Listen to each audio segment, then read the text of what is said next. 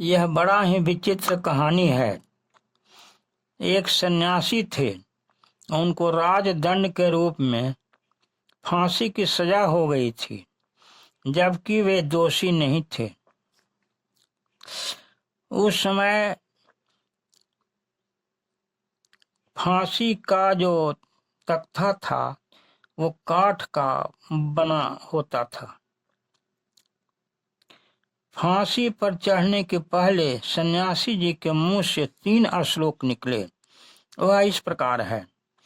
पत्रम नैव यदा करील विटपे दोषो वसंतस्य किम नो लुक्योपबलोकते दिवा सूर्यस्य किम दूषणम वर्षा नैव पतन्ति चातक मुखे मेघस्य किम दूषणम यत्पूर्वं विधिना ललाट लिखितं तन्मारितुं कः क्षमः। पत्रम नैव यदा करील विटपे, बसंत ऋतु में भी अगर करील के वृक्ष में पत्ते नहीं उगे तो उसमें बसंत का क्या दोष है। दिन में अगर उल्लू को नहीं सूझता है तो उसमें सूर्य का क्या दोष है। वर्षा ऋतु में भी अगर चातक पक्षी प्यासा रह गया तो उसमें मेघ का क्या दोष है।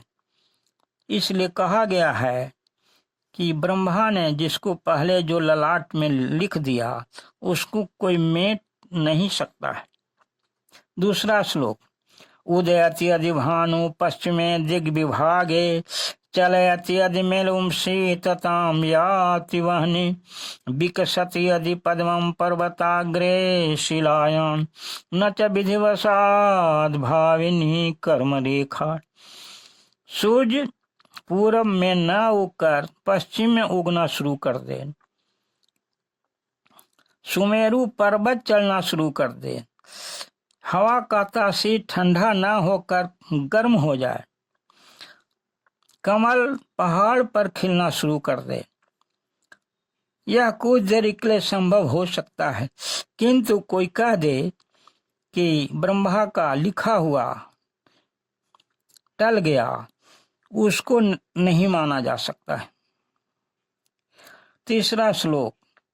शशिनी कलम कंटकम पद्मनाले जलधि जले अप्रियम पंडितम निर्धनत्वम स्तनपति युवत्याम शुक्लता मुप्लकेतु स्वजन जन वियोगी निर्विवेकी विधाता। चंद्रमा को ब्रह्मा ने कितना सुंदर बनाया, मगर उसमें कलंक दे दिया। कमल के फूल के नाल में कांटा होता है। पंडितों को निर्धन बनाया। उतना बड़ा समुद्र को, विशाल समुद्र का जल खारा कर दिया। स्त्रियों का शरीर युवावस्था में कितना सुंदर होता है, किंतु कुछ दिन के बाद वो ढल जाता है। सुंदर काले केश को वृद्धावस्था में उजला कर दिया, परिवारों में बिछोह कर दिया। इसलिए कहा जाता है कि ब्रह्मा ने बुद्धि से काम नहीं लिया।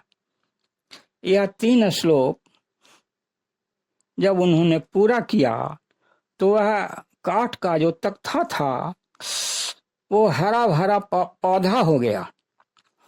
यह विचित्र घटना देखकर जल्लाद राजा के पास गया।